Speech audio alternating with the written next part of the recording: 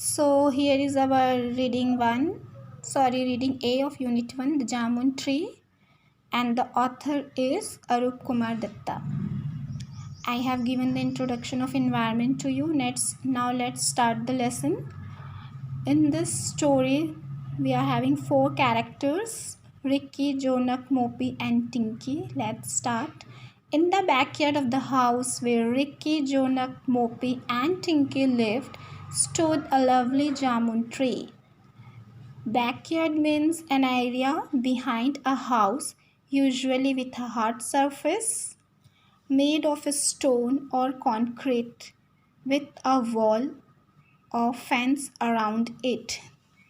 That means here the author wants to say that Ricky, Jonak, Mopi और टिंकी उनके घर के पीछे एक आंगन था. वहाँ पे एक बहुत बड़ा सा जामुन का पेड़ था. It was a tall and stately tree with dark green leaves and twirling branches that clawed into the sky. Twirling means round in shape and stately means impressive. तो जो उनके घर के पास जो जामुन का पेड़ था वो बहुत ही बड़ा था, आलीशान था. इसमें ग्रीन कलर के लीव्स थे, घने पत्तियां थी और जो ब्रांचेस थे वो बहुत ही घुमावदार थे और उनको जामुन ट्री को देख के ऐसा लगता था जैसे वो स्काई को होल्ड कर रहा है. Clawed means trying to hold something. The jamun tree was a source of joy to the children. तो जामुन का जो ट्री था वो बच्चों का खेलने का साधन था, उनके रिक्रिएशन का, उनके एन्जॉयमेंट का, उनके एंटरटेनमेंट का. They used to spend their time there. They loved to climb its knotty gnarled branches and play hide and seek among the foliage. Here, knotty means full of knots and gnarled means swollen, rough and having grown into a strange shape because of old age. And foliage means all the leaves of a tree. So the author here wanted to say that उनको पेड़ के ऊपर चलना, कूदना, climb करना, उसके branches पे चढ़ना, एक ब्रांच से दूसरे ब्रांचेस पे वहाँ हाइड एंड सीक खेलना, पत्तों के बीच में छुप के. They used to enjoy it during the sweltering. Sweltering means extremely uncomfortably hot in summer months. Hot and tired after playing in the backyard, the children took rest under its welcome shade. So the author here is saying that during summer months, तपती धूप में खेलने कूदने के बाद जब बच्चे थक जाते थे तब वो वहाँ बैकयार्ड पे पेड़ के नीचे आते थे, वहाँ रेस्ट करने के लिए पेड़ के शेड के नीचे. During summer too, the fruits of the jamun tree ripen. Even the month of summer also, the jamun tree had fruits which used to be ripened. जो पके हुए जामुन के फल लगे होते थे गर्मी के समय भी. At first, these appeared in tiny unripe green clusters which gradually swelled into juicy purple-colored fruits. Cluster means closer. Group of plants or fruits grow close together. जब शुरू में स्टार्टिंग पे जब जामुन ट्री पे कच्चे फल आते हैं तो वो ग्रीन, उनका कलर जो है वो ग्रीन कलर के होते हैं गुच्छों में, और धीरे धीरे जब वो बढ़ने लगते हैं तो उनके अंदर जूस आ जाता है और उनका कलर भी चेंज हो जाता है and it grow into purple coloured fruits. The branches of the tree drooped with the weight of their luscious burden. Drooped means to bend, झुक जाना. As I have told you that it was a tall tree, huge branches and having lots of fruits. तो वो पेड़ जो है वो burden की वजह से, फ्रूट्स की वजह से, ब्रांचेस की वजह से, उनके हैवी वेट की वजह से जो है वो झुक जाते हैं क्योंकि उसमें बहुत सारे जूसी फ्रूट्स रहते हैं. Luscious means juicy Their greatest joy was to eat the ripe jamuns while sitting on a long, sturdy branch of the tree.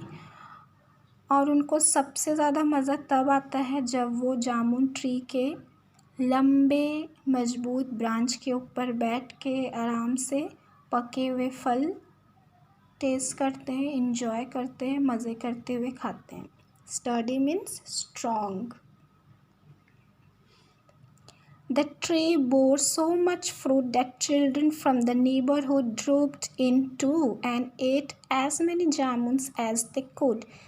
उस ट्री पे इतने ज़्यादा फल लगे हुए थे कि आसपास के तो बच्चे आते ही थे, साथ में पड़ोस के जो नेबर्स में जो बच्चे बड़े थे वो भी आके इस जामुन फ्रूट्स का टेस्ट लेते थे, एंजॉय करते थे और खाते थे. The backyard always resounded with the shrill cries of happy children. What do you mean by shrill? Tej, high pitched sound. वो जो बैकयार्ड था उनके घर के पीछे जहाँ जामुन का पेड़ था, वहाँ हमेशा बच्चों के शोरगुल, उनके चहल कूद, उनके खेलने की आवाज़ से गूंजता रहता था. The syrupy sweetness of the jamuns invited other visitors too. और वो जामुन का ट्री, उसके फल, स्वीट फ्रूट्स, उसकी स्वीटनेस इतना ज़्यादा फेमस हो गया था वहाँ की, हर कोई अट्रैक्ट हो जाता था वहाँ आने के लिए और अदर विजिटर भी आके जामुन फ्रूट का इंजॉयमेंट लेते थे, उसका टेस्ट लेते थे. A pair of squirrels who lived in a nearby bamboo grove came regularly to nibble at the fruits. Nibble means what? To eat something by taking small bites. जो squirrel का पेड़ रहा करता था वहाँ पे आसपास के बैम्बू ट्री के पास, वो भी समय समय पे आते रहते थे उस फ्रूट्स को खाने के लिए कुतर कुतर के. Scores of beautiful blue bottles flitted around the tree, settling every now and then to drink nectar from the fruits. Here scores of beautiful blue bottles means butterflies. वो हर थोड़े थोड़े देर में बीच बीच में आके जामुन ट्री के ऊपर बैठ के उसमें जो फल लगे, फ्रूट लगे हुए थे जामुन के, उसमें से नेक्टर ड्रिंक करते हैं. Nectar means sweet liquid, thick juice of jamun. Honeybees, who seemed to be forever busy, filled the air with their urgent buzzing. Honeybee, do you know honeybee?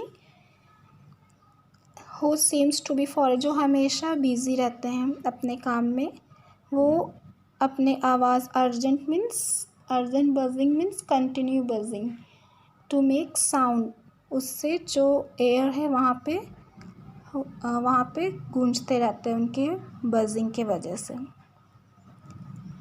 और वहाँ पे जामुन फ्रूट रहते हैं, इस वजह से बटरफ्लाइज का आना, हनी बीज का आना वहाँ पे लगा हुआ रहता था. Ants arrived in great numbers, marching in straight lines to carry off the fruit which had fallen onto the ground. Ants, यहाँ तक कि वहाँ पे ants का आना जाना भी लार्ज नंबर पे, बड़ी संख्या पे ants भी आते थे. Marching means to walk with regular step, जो एक के पीछे एक लाइन से डिसिप्लिन को फॉलो करते हुए आते थे और जो वहाँ पे नीचे गिरे हुए जो फ्रूट्स होते थे उनको, ज़मीन पर नीचे गिरे हुए फ्रूट्स को उठाने की, अपने ऊपर लेके चलने की कोशिश करते थे. The children would spend hours watching